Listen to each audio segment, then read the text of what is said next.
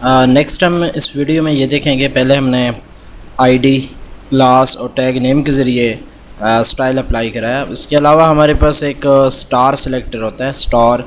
Star एक general selector है जिसमें हम हर एलिमेंट को सिलेक्ट कर सकते हैं और उसको कोई भी स्टाइल दे सकते हैं। जैसे बैकग्राउंड कलर जो है वो मैं येलो अप्लाई करता हूँ सब पे, बैकग्राउंड कलर येलो, और ब्राउज़र को रिफ़्रेश करता हूँ तो ये देखिए आप तमाम एलिमेंट्स के गिर्द बैकग्राउंड कलर येलो आ गया।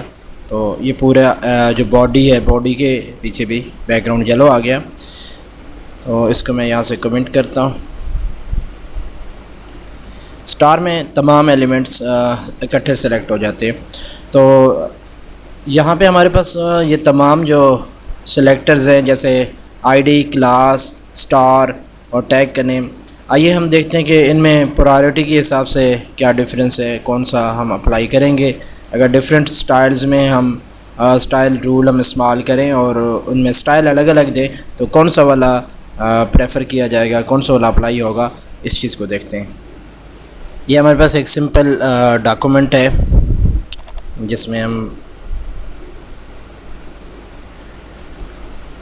प्रायोरिटी लेवल देखना चाहते हैं।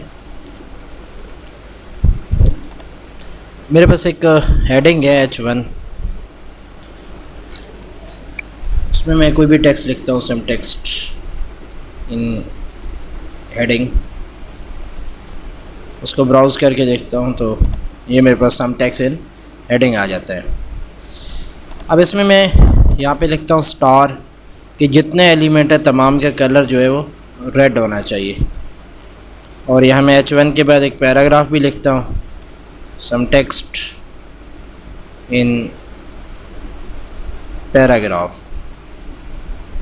तो ये देखें दोनों चीज़ें जो है वो रेड हो गई।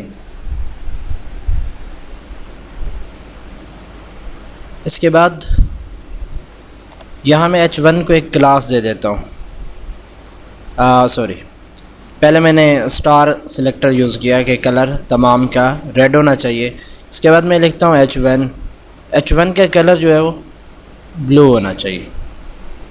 तो स्टार कहता है तमाम एलिमेंट्स का कलर रेड हो और ये कहता है कि H1 का ब्लू हो। तो आइए देखते हैं कौन सा कलर शो होगा। ये देखें आप, ब्लू कलर शो हुआ। अच्छा, एक ये काम भी होता है कि अगर यहाँ पे भी आप स्टार लिख दें, दोनों दफ़ा आपने स्टार लिखा तो अब कौन सा कलर अप्लाई होगा, जो आपने लास्ट पे लिखा वो वाला अप्लाई होगा। पहले कलर रेड हुआ, फिर सेम सेलेक्टर पे आपने ब्लू कर दिया।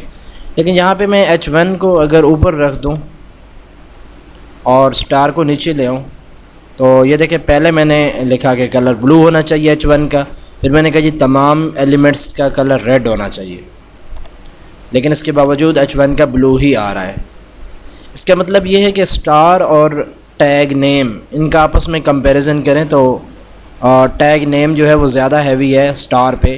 टैग नेम की प्रायोरिटी स्टार से ज़्यादा है। इसके बाद मैं इसकी एक क्लास भी लगा लेता हूँ। Class is equal to I1 C1 कर लेता हूँ और एक दूसरा H1 लगाता हूँ यहाँ पे, some text in heading second और ये हेडिंग फर्स्ट। इसकी क्लास मैंने C1 लगाई। क्लास के लिए हमने पढ़ा कि डॉट C1 लिखेंगे और उसका कलर जो है वो पिंक होना चाहिए। पेज को रिफ़्रेश किया तो ये देखिए ये दोनों H1 थी, लेकिन एक की जिसकी हमने क्लास लगाई वो क्लास वाला कलर अप्लाई हुआ। इस पे तीनों कलर अप्लाई नहीं हुए, एक कलर अप्लाई हुआ पिंक। इस पे ब्लू या रेड अप्लाई नहीं हुआ। और ये दूसरी जो है इस पे सिर्फ एक ब्लू वाला अप्लाई हुआ और रेड वाला नहीं हुआ। पिंक वाला तो वैसे ही अप्लाई नहीं होना था। इसके बाद अगर इसकी मैं यहाँ पे आईडी भी दे दूँ, आईडी I1, और यहाँ पे I1 में मैं इसका कलर अगर ग्रीन कर दूँ और पेज को रिफ़्रेश करूँ तो ये देखिए इसका कलर ग्रीन हो गया। मतलब इससे हमें एक बात समझ में आई कि प्रायोरिटी लेवल में सबसे ज़्यादा जो प्रायोरिटी है वो आईडी की है। आईडी में जो कलर लिखा होगा वो अप्लाई होगा, लाजमी होगा। अगर वो कलर नहीं है आईडी वाला कलर अगर आईडी मौजूद नहीं है तो फिर क्लास वाला कलर जो है वो अप्लाई होगा।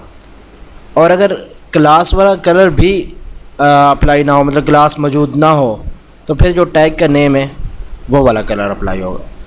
और अगर टैग का नेम भी मौजूद नहीं तो फिर जो स्टार में हमने कलर दिया वो वाला अप्लाई होगा। अगर ये भी नहीं है तो फिर जो डिफ़ॉल्ट कलर हमने दिया है वो वाला अप्लाई होगा। तो ये एक प्रायोरिटी लेवल है, यानी स्टार का मतलब है तमाम।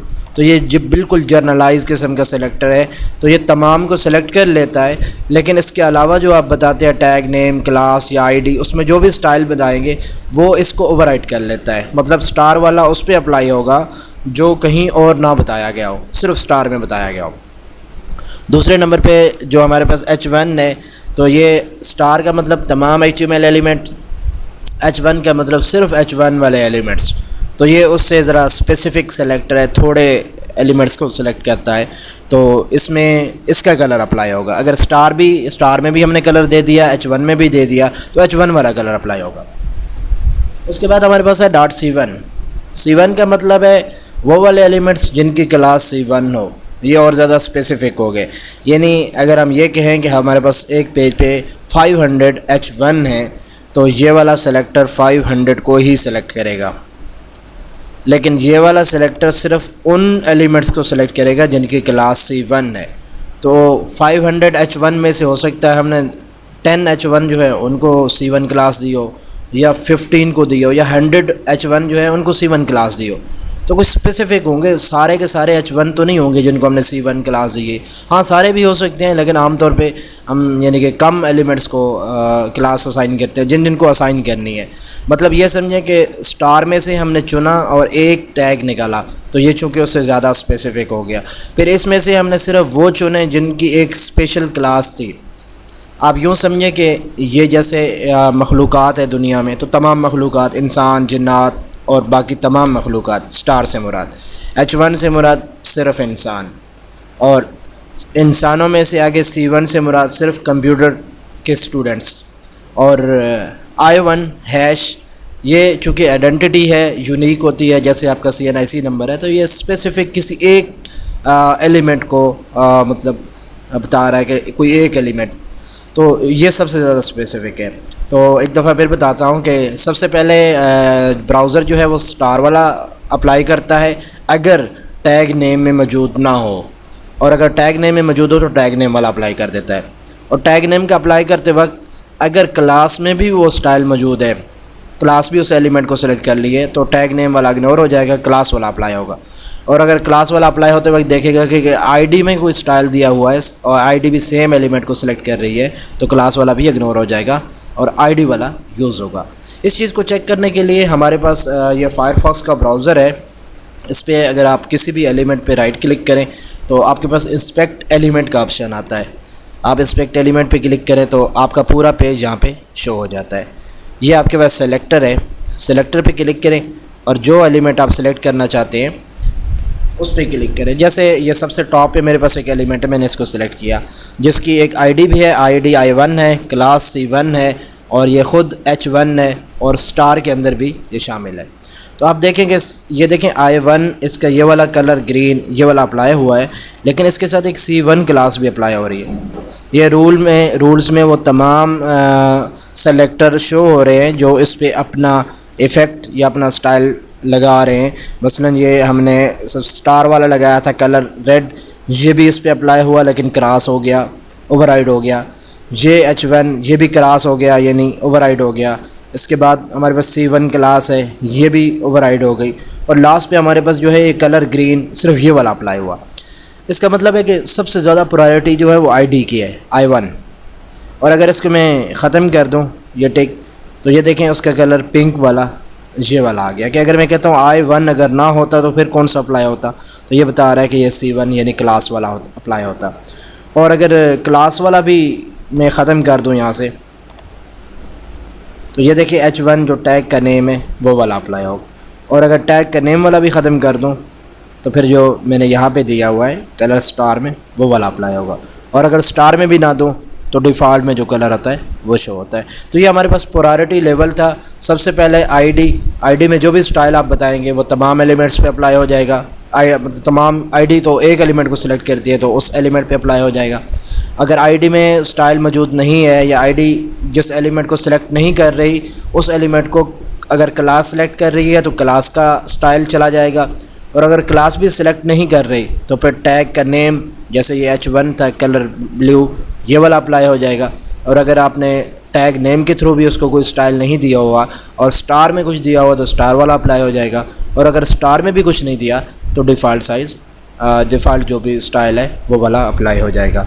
आइए नेक्स्ट वीडियो में हम देखते हैं कि ये सारा स्टाइल जो है हमने अगर एक्सटर्नल स्टाइल शीट में काम करना हो तो उसमें कैसे काम करेंगे। आइए देखते हैं।